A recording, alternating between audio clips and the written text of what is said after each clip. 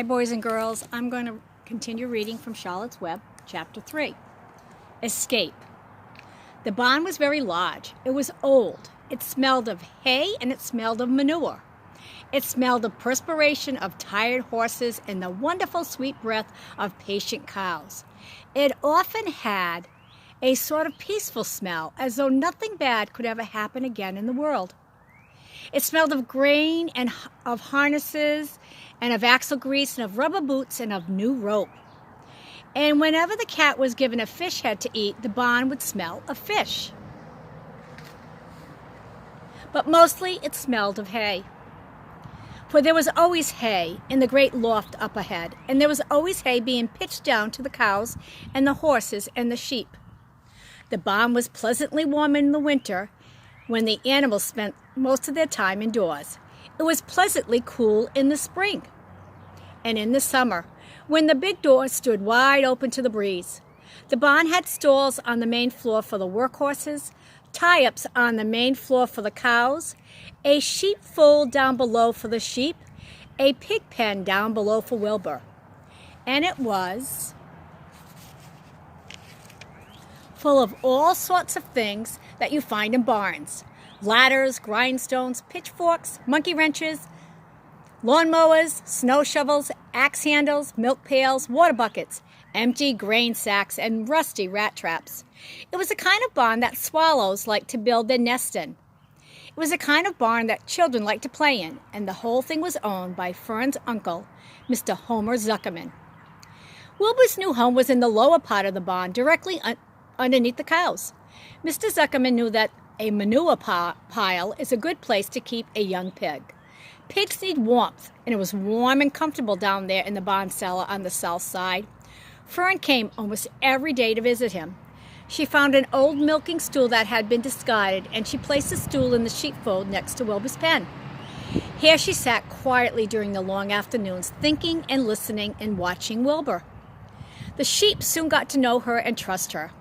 So did the geese, who lived with the sheep. All the animals trusted her. She was so quiet and friendly. Mr. Zuckerman did not allow her to take Wilbur out. So I'm going to show you where Wilbur eats. That's his trough. And here's Fern sitting on the milk stool in the sheepfold.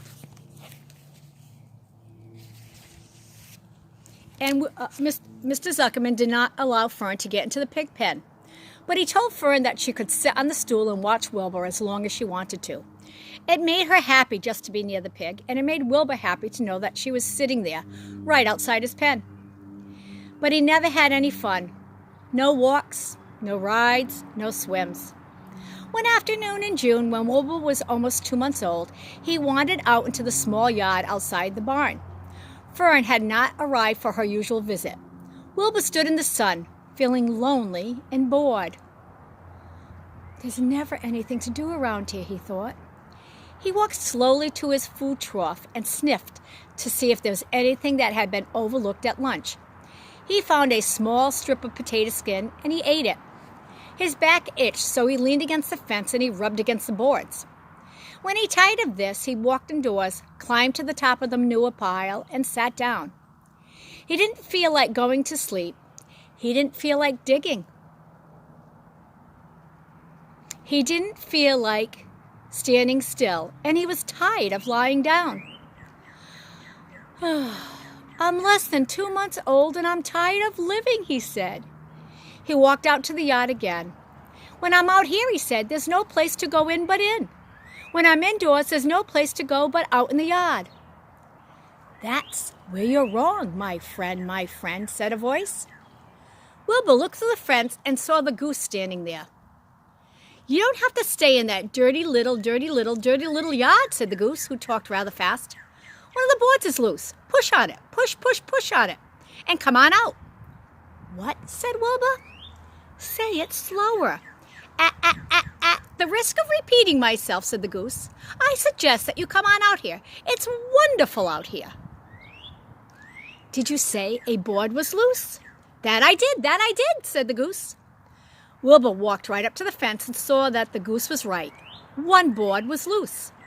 He put his head down, he shut his eyes, and he pushed. The board gave way. In a minute, he had squeezed through the fence and was standing in the long grass outside his yard. The goose chuckled. "How does it feel to be free?" she asked. "I like it," said Wilbur. "That is, I guess I like it." Actually, Wilbur felt queer to be outside his fence with nothing between him and the big world. "Where do you think I'd better go?" "Anywhere you'd like, anywhere you'd like," said the goose.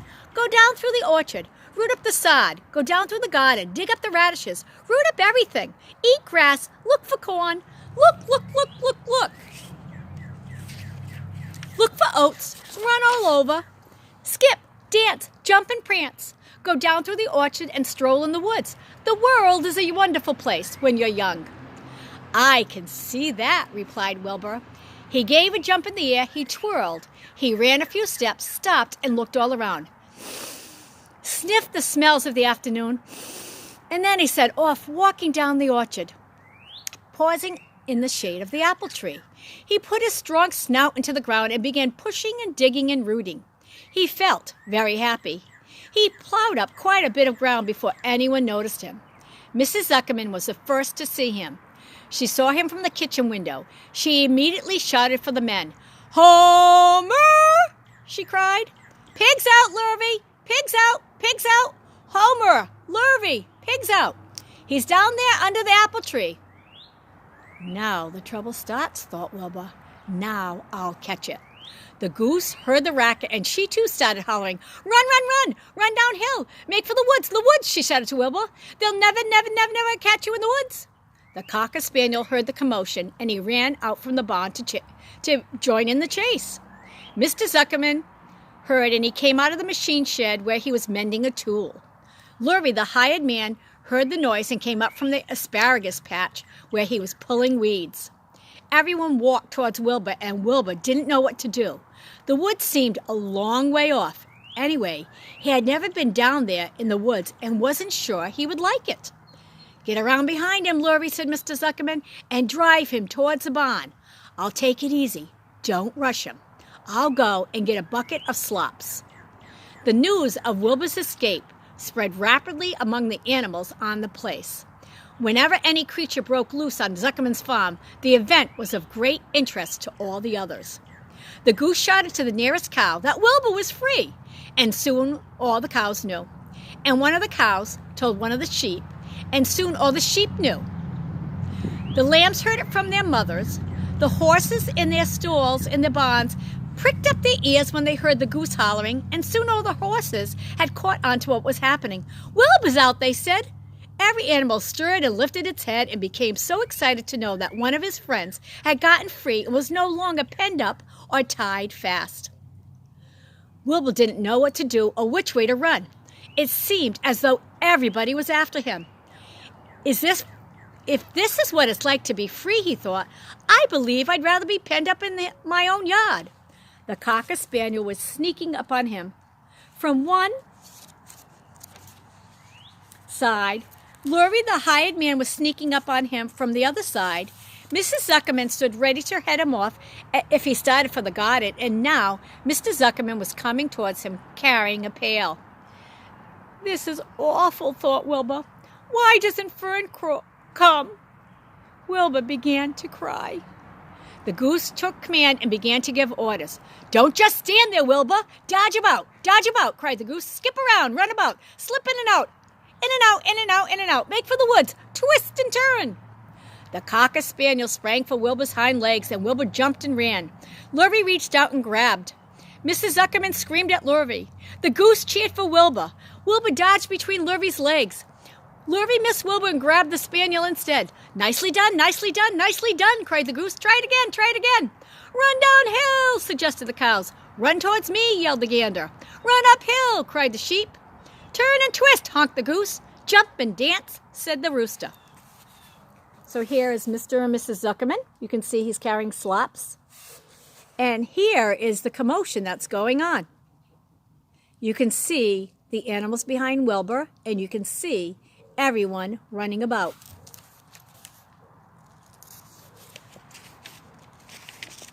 "Look out, Lurvy," called the cows. "Look out for the Zuckermans," yelled the gander. "Watch out for the dog," cried the sheep. Listen to me, listen to me, listen to me, screamed the goose. Poor Wilbur was dazed and frightened by all this hullabaloo. He didn't like being center of all this fuss. He tried to follow the instructions his friends were giving him, but he couldn't run downhill and uphill at the same time, and he couldn't turn and twist when he was jumping and dancing. And he was crying. He was crying so hard he could barely see anything. After all, Wilbur was a very young pig, not much more than a baby, really. He wished Fern was there to take him in her arms and comfort him. When he looked up and saw Mr. Zuckerman standing quite close to him, holding a pail of warm slops, he felt relieved. He lifted his nose and he sniffed. The smell was delicious. Cornflakes and a popover left from Zuckerman's breakfast. "Come, pig!" cried Mr. Zuckerman, tapping the pail. "Come, pig!" Wilbur took a step towards the pail. "No, no, no, no," said the goose. "It's the old pail trick. Wilbur, don't fall for it. Don't fall for it. He's trying to lure you back into captivity-ivity. He's appealing to your stomach." Wilbur didn't care. The food smelled appetizing. He took another step towards the pail. "Pig! Pig!" said Mr. Zuckerman in a kind voice, and began walking towards the barnyard, looking all about him innocently, as if he didn't know that a little white pig was following around him all along. "You'll be sorry, Ari, Ari," said the goose. Wilbur did not care. He kept walking towards the pail of slops. "You'll miss your freedom," honked the goose. "And our freedom is worth a barrel of slops." Wilbur didn't care. When Mr. Zuckerman reached the pig pen, he climbed over the fence and poured the slops into the trough. Then he pulled the loose board away from the fence so that there was a wide enough hole for Wilbur to walk through. "Reconsider, reconsider!" cried the goose. Wilbur paid no attention. He stepped through the fence into the yard.